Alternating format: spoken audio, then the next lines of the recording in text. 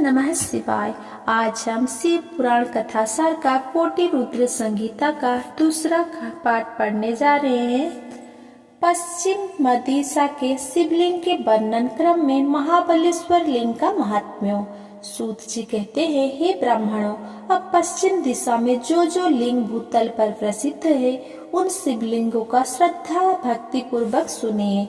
कपिला नगरी में कालेश्वर एवं रामेश्वर नामक दो महादिव्य लिंग है, जो दर्शन मात्र से पापों को नष्ट करते हैं।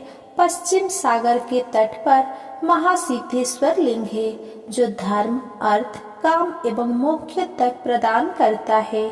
पश्चिम समुद्र के तट पर गोकर्ण नामक उत्तम क्षेत्र है। यह ब्रह्मा हत्यादि पापों को नष्ट करने वाले और संपूर्ण कामनाओं का फल प्रदान करने वाला है। गोकर्ण क्षेत्र में करोड़ों शिवलिंग है और पग पग पर असंख्य तीर्थ है। अधिक क्या है कहे, गोकर्ण क्षेत्र में स्थित सभी लिंग शिव स्वरूप है और वहाँ का समस्त जल तीर्थ स्वरूप है। गोकर्ण क्षेत्र में स्थित महाबलेश्वर शिवलिंग कृतयुग में श्वेत बन, त्रेता में लोहित बन, द्वापर में पीत बन और कली युग में श्याम बन का हो जाता है। महापाप करने वाले लोग भी वहाँ गोकर्ण क्षेत्र में विराजमान महाबलेश्वर लिंग की पूजा कर शिव पद को प्राप्त हुए हैं। उत्तर दिशा में विद्यमान शिवलिंग का वर्णन। सूत जी बोले, हे ब्राह्मणों, अब मैं उत्तर दिशा में विराजमान मुख्य शिवलिंग का वर्णन कर रहा हूँ। गोकर्ण नामक एक दूसरा भी पापनाशक क्षेत्र है। वहाँ पर एक विस्तृत महापथ है, जिसमें चंद्रभाल नामक उत्तम शिवलिंग है, जिसे रावण श्रद्धा भक्ति पूर्वक महलाया था। गोकर्ण में स्नान कर तथा चंद्रभाल का पूजन कर मनुष्य अवश्य ही शिवलोक को प्राप्त करता है। मिसारसी नामक उत्तम तीर्थ में दधीच नामक शिवलिंग है। इसे दधीची मुनि ने स्थापित किया था। वहां जाकर विधि पूर्वक स्नान कर दधीचीश्वर का आदर पूर्वक पूजन अवश्य करना चाहिए। नैमिषारण्य में सभी ऋषियों द्वारा स्थापित ऋषिश्वर नामक शिवलिंग है। उसके दर्शन एवं पूजन से पापी लोगों को भी भोग तथा मोक्ष प्राप्त होता है। देवप्रयाग तीर्थ में ललितेश्वर नामक शिवलिंग है। उसकी पूजा करने से सभी प्रकार के पाप दूर हो जाते हैं। पृथ्वी पर प्रसिद्ध नेपाल नामक पुरी में पशुपतिश्वर नामक शिवलिंग है, जो संपूर्ण कामनाओं को पूर्ण करता है। इसके समीप मुक्तिनाथ नामक अत्यंत अद्भुत शिवलिंग है। उसके दर्शन एवं अर्चन से संपूर्ण मनोरथ पूर्ण होते हैं। द्वादश ज्योतिर्लिंग का वर्णन। आगे के अध्याय में हटकेश्वर लिंग एवं अंधकेश्वर लिंग आदि लिंगों की महिमा का वर्णन करने के उपरांत सूत जी ने द्वादश ज्योतिर्लिंगों के प्रादुर्भाव की कथा एवं उनकी महिमा का वर्णन कई अध्याय में विस्तार पूर्वक किया है। मणिकर्णिका एवं काशी का प्राकट्य।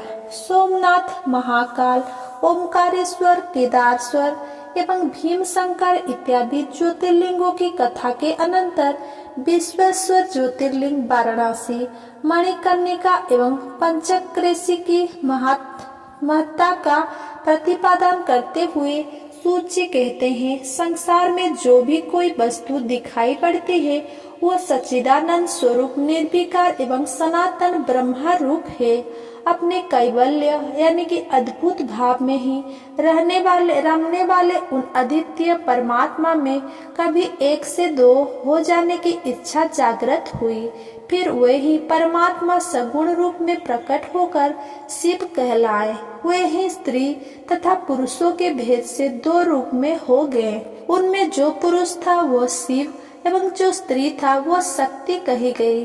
उन चिदानंद स्वरूप शिव एवं शक्ति ने स्वयं अदृष्ट रहकर स्वभाव से ही दो चेतना प्रकृति और पुरुष की सृष्टि की। जब इस प्रकृति और पुरुष ने अपने जननी एवं जनक की नहीं देखा, तब वे महान संशय में पड़ गए। उस समय निर्गुण परमात्मा में आकाशवाणी प्रकट हुई कि तुम दोनों तप करो। उसी से उत्तम सृष्टि होगी। तब निर्गुण शिव ने अंतरिक्ष में स्थित सभी सामग्रियों से युक्त पंचक्रोश परिमाण वाला एक शुभ तथा सुंदर नगर बनाया, जो कि उनका अपना ही स्वरूप था। उस नगर को शिव जी ने पुरुष रूप विष्णु के समीप भेज दिया। विष्णु ने सृष्टि की कामना से शिव जी का ध्यान करते हुए बहुत काल पर्यंत तप किया।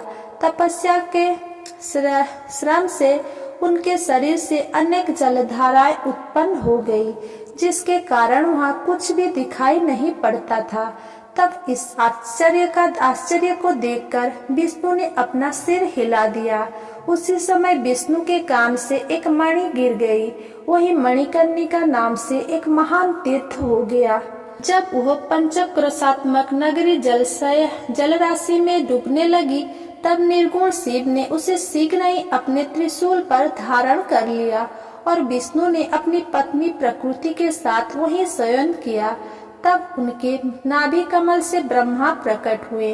उन्होंने ब्रह्मांड में 14 लोकों का निर्माण किया। ब्रह्मांड का विस्तार महर्षियों ने 50 करोड़ योजन बताया है। फिर भगवान शिव ने यह सोचा कि ब्रह्मांड के भीतर अपने अपने कर्मों से बंधे हुए प्राणी मुझे किस प्रकार से प्राप्त करेंगे।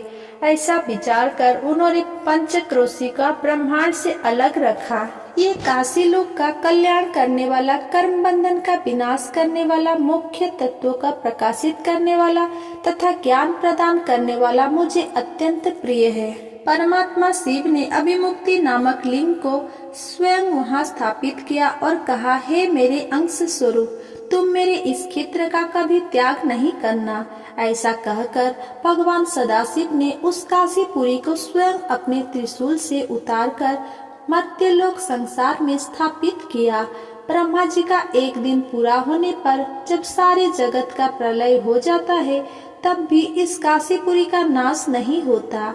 उस समय भगवान शिव इसे त्रिशूल पर धारण कर लेते हैं और जब ब्रह्मा द्वारा पुनः मेरी सृष्टि की जाती है, तब उसे फिर से वे इस त्रिशूल पर भूतल पर स्थापित कर देते हैं।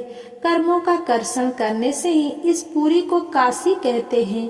काशी में अभिमुक्तेश्वर लिंग सदा विराजमान रहता है।